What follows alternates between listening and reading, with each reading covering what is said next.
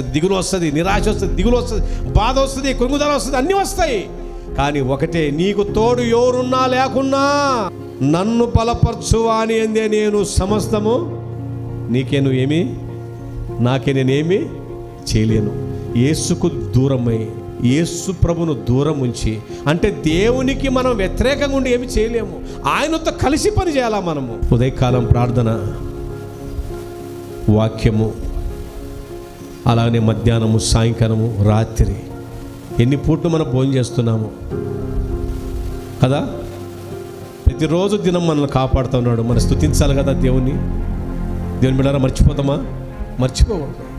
మనల్ని బలం ఇచ్చేవాడు ఆయన, మనకు బలాభివృద్ధి కలగజేసేవాడు, సమాధానం ఇచ్చేవాడు ఆయన. నన్ను బలపరచు అని అందే నేను సమస్తము. ఆ మాట, ఈ వాక్యమును హృదయమంతుతో నమ్మితే నువ్వు సాధిస్తావు.